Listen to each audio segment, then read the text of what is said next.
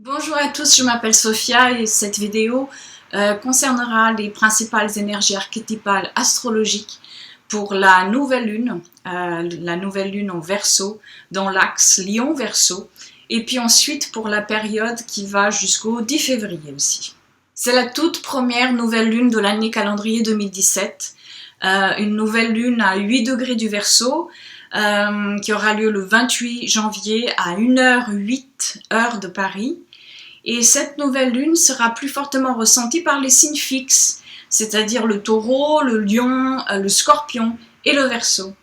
Cette nouvelle lune porte en elle une énergie très forte, celle du signe du verseau, et surtout parce qu'elle ne fait pas d'aspect majeur et donc la concentration est beaucoup plus représentative de ce que représente l'énergie archétypale du Verseau. Le Verseau est une énergie qui nous incite à regarder vers le futur, à casser les murs et les idées qui ne contribuent plus à l'évolution de soi et du collectif. Dans ce monde désenchanté, il va nous falloir trouver l'espoir pour continuer à imaginer un meilleur futur, mais aussi il va falloir agir, et agir à tous les niveaux. Et dans l'énergie du Verseau, il nous est demandé d'envisager de nouvelles possibilités, de nouveaux chemins, de sortir de ce qu'on connaît déjà et d'accepter d'aller vers cet inconnu. D'accéder aussi à une certaine forme d'indépendance ou d'autonomie dans nos vies personnelles pour que cela puisse ensuite se multiplier et se voir au niveau collectif. L'énergie du Verseau nous enseigne à ne rien attendre du passé et à révolutionner ce qui maintenant demande à l'être. C'est l'énergie qui fait bouger et qui déstabilise parce qu'elle agite, parce qu'elle invite à la rébellion. Nous avons besoin de laisser de nouvelles idées, de nouveaux concepts prendre forme, même si on ne sait pas où cela va nous mener. Au moment de la nouvelle lune, cette énergie qui va nous guider pour tout le mois de février, nous allons avoir Saturne et Vénus qui formeront un carré dynamique ouvert, qui pousse à l'action, même si le premier constat pourra être celui d'un sentiment de désolation ou de barrière qui se lève sur notre chemin, ou tout simplement parce que cela peut nous affecter par l'ampleur de la tâche qui reste à accomplir en fait. Mais Vénus est en Poisson, et ici les limites se fondent tout le temps.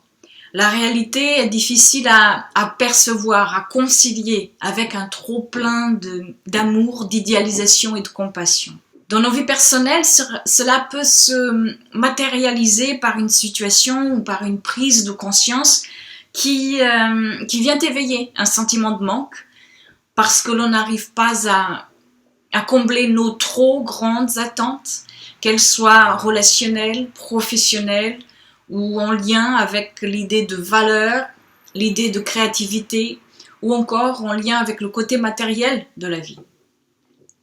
Mais on peut aussi expérimenter cette énergie dans un renfermement, dans un blocage, dans une résistance qui nous coupe du moment présent. C'est pour cela que ce carré de Vénus à Saturne maintenant est important et demande une action pour accompagner cette énergie-là, une énergie qui peut aussi se développer en une responsabilité mature et qui libère, parce qu'en fait, on va l'utiliser comme une force en se demandant quels sont les prochains pas effectifs et réels que l'on peut mettre en place dès maintenant. Donc, il serait bon de faire descendre en nous, dans le corps, dans la sensation, toutes les idées et les informations venues avec cette nouvelle lune, et qui peuvent aussi frustrer certains d'entre nous si nous ne trouvons pas une application directe. Si vous avez des planètes ou points personnels de votre thème, entre 23 et 25 degrés des signes mutables, Gémeaux, Vierge, Sagittaire, Poisson, vous pourrez être amené à ressentir ce carré de Vénus et Saturne plus fortement. À cette nouvelle lune, Mercure est aussi en conjonction à Pluton et 4 jours plus tard, en carré à Uranus. Donc le mental, les idées, le mouvement auront une place importante à cette lunaison et pour le mois à venir, par le biais d'informations ou de conversations Et Mercure sera très actif et rapide à partir de maintenant pour les 3-4 semaines à venir, surtout au moment où Mercure va entrer dans le signe du Verseau. Cela se fera à partir du 8 février. Mercure conjoint à Pluton et en carré Uranus nous rappelle tout d'abord que le carré Uranus-Pluton est encore bien là, même s'il ne se reformera plus au degré près, mais ces énergies-là continuent à nous aider à tisser notre quotidien et à envisager et à façonner notre futur. Mercure et Pluton, c'est le pouvoir transformateur des mots, dans toute sa puissance constructive comme destructrice. Mercure et Pluton nous incitent à ne pas rester dans le superficiel, le fictif, et à approfondir pour une meilleure intégration. En Capricorne, il s'agit de persévérer et de structurer à partir de ce qui revient des profondeurs avec Pluton. Au niveau collectif, cela pourra signaler des moments de révélation ou alors des négociations qui seront très importantes ou encore des secrets revenus à la surface et qui peuvent impacter fortement les structures qui sont en place ou qui essayent de s'implanter. Il peut y avoir également des luttes de pouvoir qui prennent forme dans le désir d'anéantir par les mots, par une forme de communication. Mercure et Pluton peuvent aussi éveiller des énergies reliées aux peurs et reliées aux angoisses. En carré à Uranus, l'information qui revient d'un approfondissement, de l'approfondissement avec Pluton, que cela soit par une conversation ou par une étude qui peut maintenant nous aider à renouveler ce qui était stagnant. Parce qu'en fait, l'approfondissement apporte avec lui un éveil nécessaire à une libération, à une régénération, mais il faut encore savoir doser cette énergie-là qui peut se révéler anxieuse ou trop spontanée. Au niveau mondial, ce sont des micro-éveils qui se font au niveau individuel et qui poussent à agir pour façonner le collectif. Dans nos vies personnelles, cette période peut nous apporter des informations que l'on attendait pour donner suite à un nouveau projet ou nous amener à entreprendre autrement. Certaines conversations peuvent aussi conduire à des éclatements, car la vérité est différente de ce qui était imaginé. Ça peut aussi nous inciter à creuser certains sujets plus facilement maintenant, ou encore nous inciter à bouger et à reprendre une certaine forme de liberté dans nos vies. Mercure se place donc en carré également à Jupiter, activant encore plus la figure géométrique qui a commencé à la fin de l'année et qui continuera encore en cette première partie de l'année, ce carré en T dont j'en avais parlé, entre Jupiter, Pluton et Uranus. Et cet aspect nous pousse à agir, à changer, à transformer, à prendre des risques et à nous lancer. Mais bien sûr, ce n'est pas simple, ce n'est pas toujours une partie de plaisir, parce qu'en fait, ce sont des douleurs de croissance. Ce sont des douleurs qui sont nécessaires, mais qui vont certainement nous permettre de faire de grands pas en avant, de beaucoup initier personnellement et collectivement, et surtout de nous affranchir de pas mal de peurs. Avec Jupiter en balance, les sentiments d'inégalité, d'injustice, de dualité, mais aussi le fait de trop s'oublier, ou au contraire de trop s'imposer dans les relations ou dans les partenariats par exemple, pourront maintenant venir à la surface.